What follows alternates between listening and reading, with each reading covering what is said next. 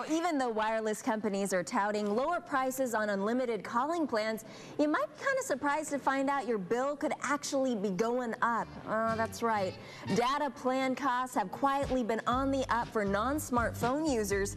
Here to help us figure it all out is the watchdog on Wall Street, Chris Markowski. Good morning, Chris. Good morning. I'm like the Grim Reaper when I come on here. I'm always talking about bills. You got to deliver the bad news. Yeah. Okay, and today we're talking about the cell phones. Why all these price hikes? Well, more and more people are using data. You see all the Twitter and the Facebook and the typing along that use up a lot of bandwidth out there.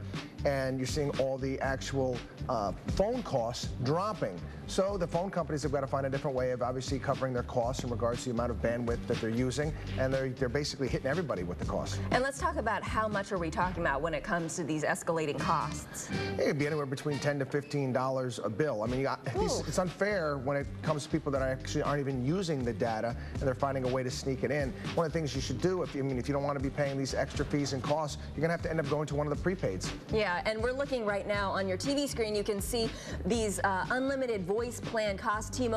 T-Mobile, excuse me, $60 a month. AT&T close to $70 a month. Verizon the same amount as AT&T. And a lot of these, additional costs are hitting the people with non-smartphones. Yes. Well, and the other thing is, too, that no one really wants to address is the fact that just until recently, we were paying for the Spanish-American War on our cell phone bills. I'm not kidding. That was one of the taxes that was actually embedded there. Take a look at your cell phone bill. Almost a third of it is just taxes. Yeah. So we're getting whacked everywhere. Is just taxes, and you're looking at this and going, wow, my monthly rate might be good, but then these taxes are just killing me. Okay, how can we save money on our bills?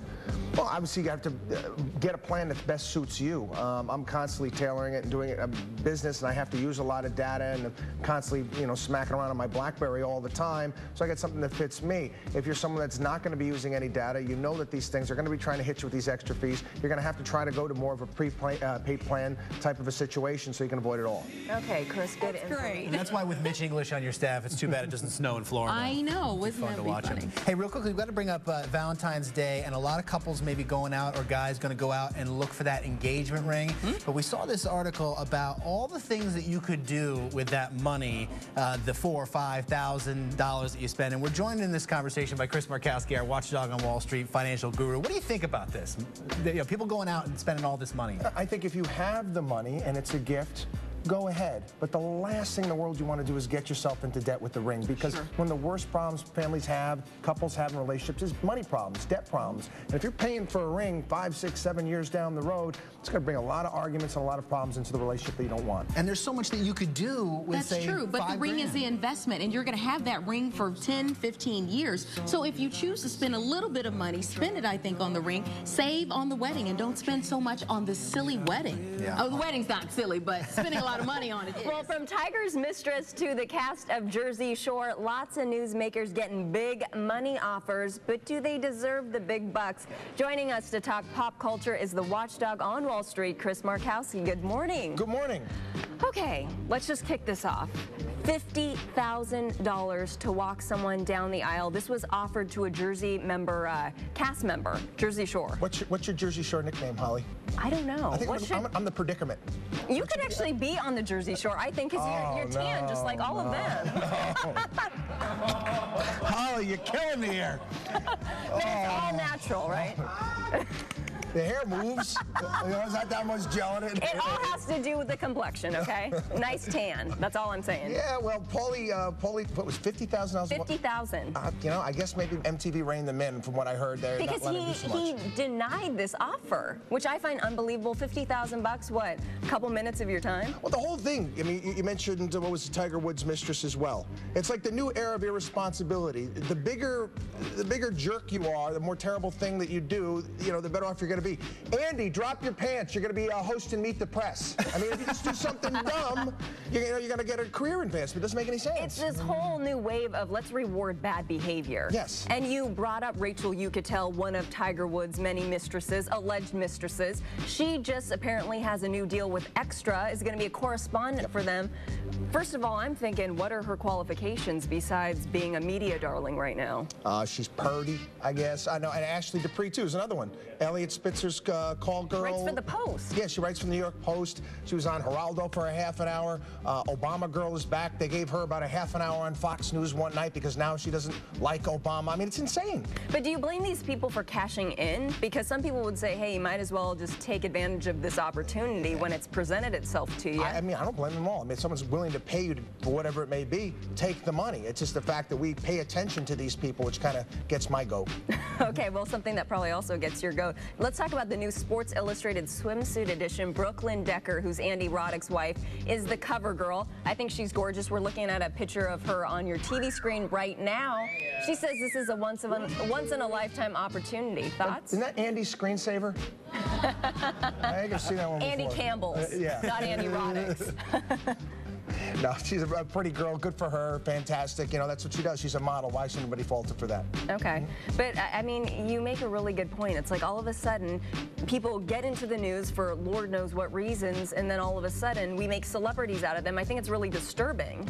Well, I mean, it goes right on down the line. What was the other one there? The Miss America, the Carrie Prejean. And she was a big star. Now she's marrying some football quarterback and all stuff. See, I'm not that far of the loop with the pop culture stuff. You actually know. You got the financial stuff down packed and the pop culture stuff. Interesting stuff. I think that it's definitely, there's been a shift in also entertainment journalism because of it, because everything's so sensationalized now. Hey, listen, speaking of sensationalized, I got to join the conversation. All right. I just dropped my pants and I called NBC and I'm going to be on Meet the Press. Congratulations. I told you all you needed to do. That's awesome. You're right. That's all it took. Career advice from Chris Markowski. Hey, I wanted to sit down and join the conversation because one thing that we brought up earlier, but we didn't get a chance to talk about it very much, is this whole engagement ring thing. You know, you got all these guys maybe out there saving up for the big Valentine's Day proposal, but Chris, we were talking during the break about, you know, some of these young guys are under such pressure to buy these huge rocks, and yet with this money they could be doing so much more. I don't know about you, they have the commercials that run all the time. You get those Zales commercials that get out of control, and then you get the other diamond commercials. They bother me a great deal. Yeah. He went to so-and-so's. You get the, you're buying somebody, your wife, a ring, or your future wife a ring. Get something that you can afford, because the worst thing in the world is going into a relationship and having all this burdensome debt, because it's going to cause fights, it's going to cause arguments. Get something you can afford. You can upgrade it as you grow in your relationship and as your finances grow. Upgrade it. You got your 10-year anniversary, all these things, but just don't break the bank on something like that. Doesn't this also pertain to weddings too? Because some people, I mean, they go into debt to have these huge celebrations, but you can renew your vows 10 years down the line. I have to admit, I watch that Bridezilla show from time to time. It makes your mouth drop. I mean, the demands that these women are making, you know, are just insane. I mean, why do this? Why put yourself through something like this? You want to have a great wedding. You want to have a special day. I understand all that, but don't ruin the rest of your life because of it. Because people are more focused on the marriage than more focused on the wedding than they are the marriage. And the ring, too. I mean, you know, let's look at some of the things that you could do for some of this money that we've been talking about. This was broken down for us here. $5,000 to it. That could actually equal, this is on the flowers. Is that what that says? Cost of an engagement ring if it was $5,000. Yeah, and look at that. You could get, for $11,000, you get a cleaning service for 5 years. There's all kinds of things. And I think more importantly, too, you could put this toward down payments. You could put all this money towards something.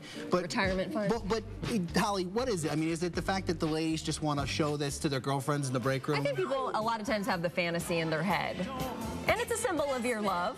It's an investment. He says it's an investment. It's an investment, but you can always upgrade. It's an investment. You'll have it for years. You're going to But you can resell it? upgrade. Are you going to Remember resell that. it? Let us know what you think. DailyBuzzNow.com.